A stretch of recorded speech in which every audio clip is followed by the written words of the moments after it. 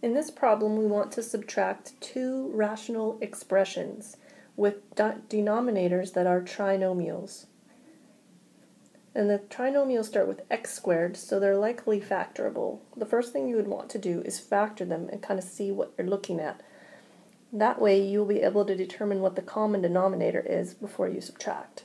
So in the first part of the problem, we have x plus 9 over x minus 4 times x plus 2.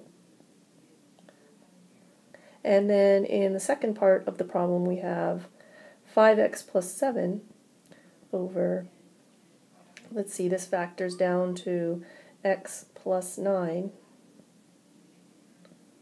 times x minus 4. Now if you look at the two denominators, they both already have an x minus 4 factor. So that's good, because that part's already common, you don't have to worry about it. But in order to subtract, we also need the rest of the denominator to match up as well. And this denominator has x plus 2, whereas this one has x plus 9. So what you need to do is you need to multiply the first one by x plus 9 over x plus 9. And then that way you won't change the value of that term, because that's like multiplying it by 1, but you will be able to get the denominator to include all three of these factors. And then the second one you would need to put in x plus 2 over x plus 2. Like that. Alright, so the next part is each of these two parts, so this guy here and this guy here, okay, we need to multiply out their numerators so that we'll be able to subtract. So I'm going to insert an extra set of parentheses here, because remember, you got to think of this as like x plus 9 times the new x plus 9 that you put in. So that's going to give you x squared plus 18x plus 81, if you did it that way. Then the denominator wouldn't change. We'll just put these in here as little placeholders, but all three of the factors are down there now: x minus 4, x plus 2, and x plus 9. And then in the second one, we have 5x plus 7 multiplying by x plus 2. So that would give you 5x squared plus 10x plus 7x would be actually plus 17x. Let's shortcut that a little bit.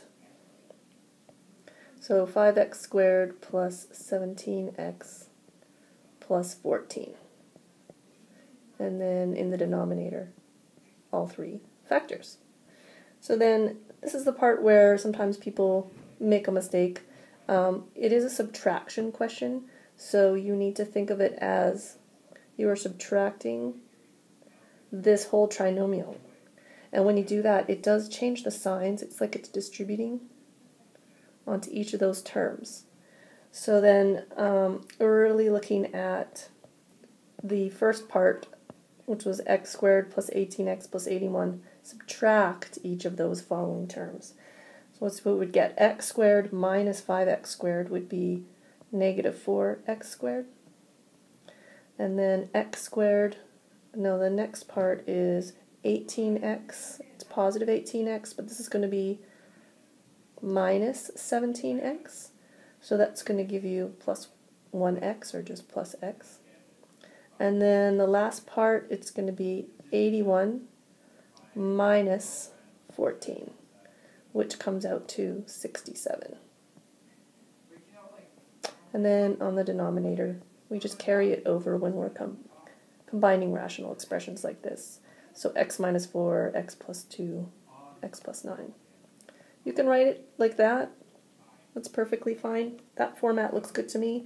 But also sometimes it's not very convenient to have a minus sign in the front. So if you factor out that minus sign, it would look a little bit different like this. And then you could do 4x squared minus x minus 67 over the denominator. You might want to check, let me see, let me write this out first. There we go. So you might want to check this trinomial here now that we have a positive leading coefficient, and see if it could factor. on investigation of it, you'll find out that this one is prime. So you could just leave it like that. But if it did factor, you would want to factor it, because then it might be possible that one of the factors up there might cancel with one of the ones down here. So just watch out for that possibility. But it didn't happen in this case. And so there you go, that's your answer. Or this one's fine too for me. Both forms look good. Hope that helps. Made with Doodlecast Pro.